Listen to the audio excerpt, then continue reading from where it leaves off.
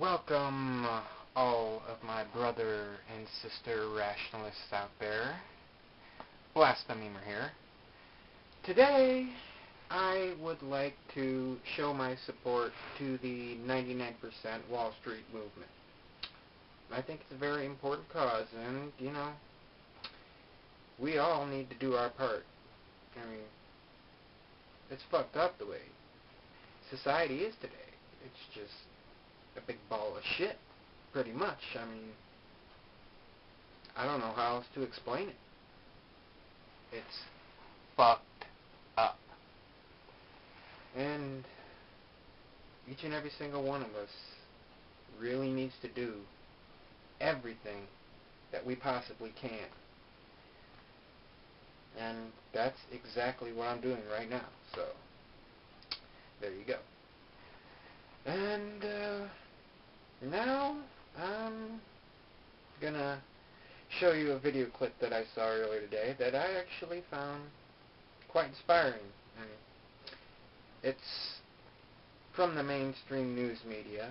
I know, not that much of a trustworthy source these days, but this, I think you're gonna like. So let's go ahead and give that a watch, and I will be right back.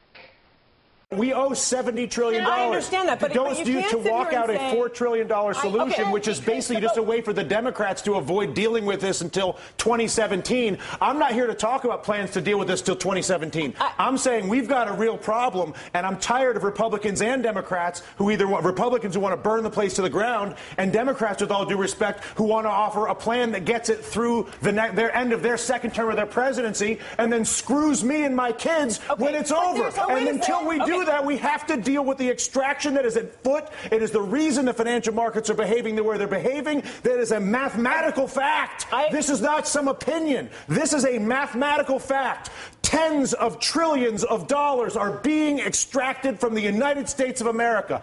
Democrats aren't doing it. Republicans are not doing it. An entire integrated system, financial system, trading system, taxing system that was created by both parties over a period of 2 decades is at work on our entire country right now. And we're sitting here arguing about whether we should do the $4 trillion plan that kicks the can down the road for the president for 2017 or burn the place to the ground, both of which are reckless, irresponsible, and stupid.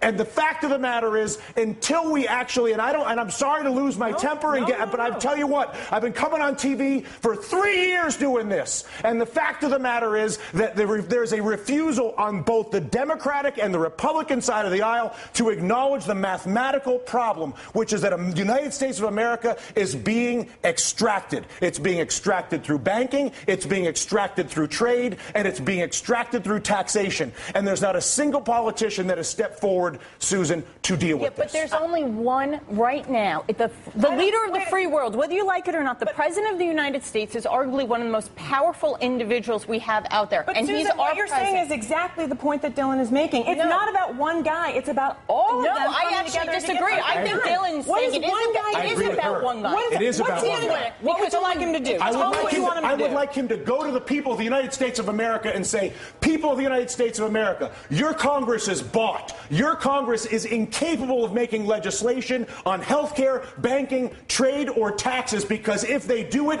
they will lose their political funding, and they won't do it. But I'm the President of the United States, and I won't have a country that is run by a bought Congress. So I'm not going to work with a bought Congress and try to be Mr. Big Guy. I'm working with the bought Congress. I'm going to abandon the bought Congress like Teddy Roosevelt did, and I'm going to go to the people of the United States, and I'm going to say, you've got a bought Congress. And until we get rid of the bought Congress, which is Jimmy Williams' constant point, which is get the money out of politics, and until a president says that's the problem and says he's going to fix it, there is no policy that I can possibly see, no matter how brilliant your idea may be, or your idea, or my idea, or her idea, or your idea at home, is that idea will not happen as long as there's the capacity to basically fire a politician who disagrees with me by taking funding away from him. Is that a fair assessment? Money in politics is the root of all political evil. It is corruption at its worst.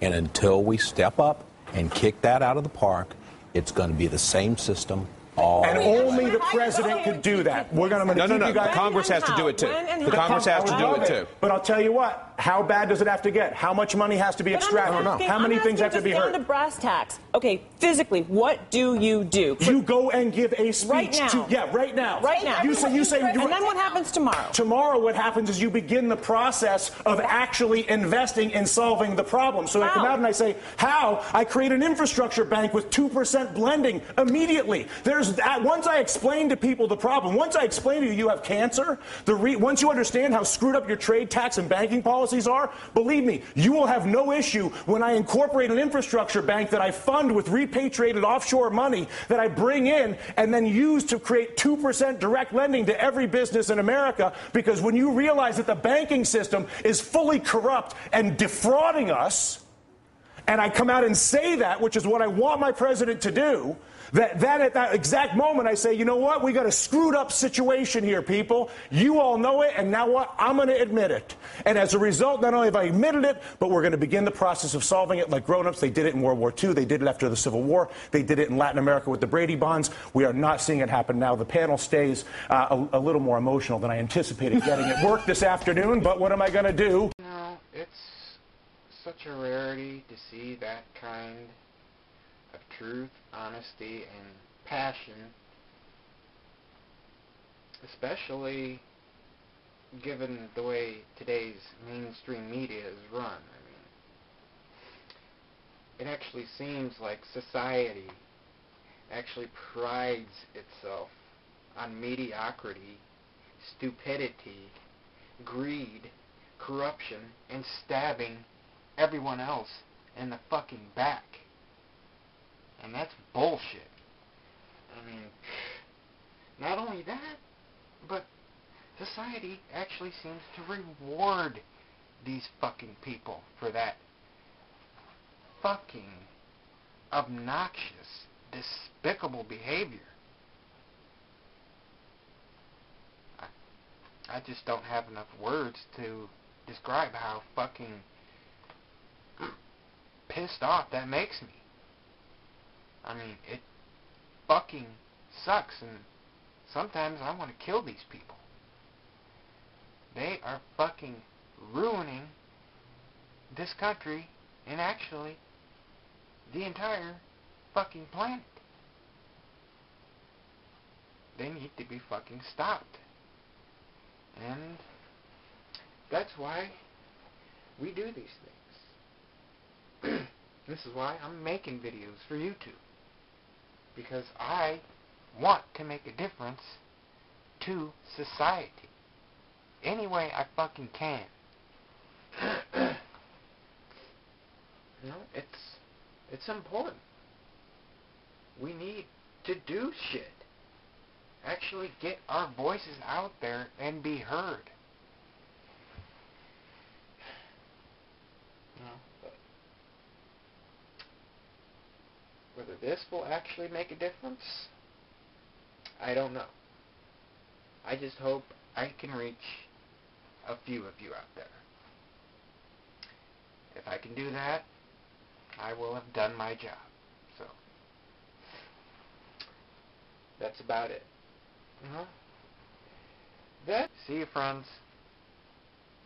Blasphemy out.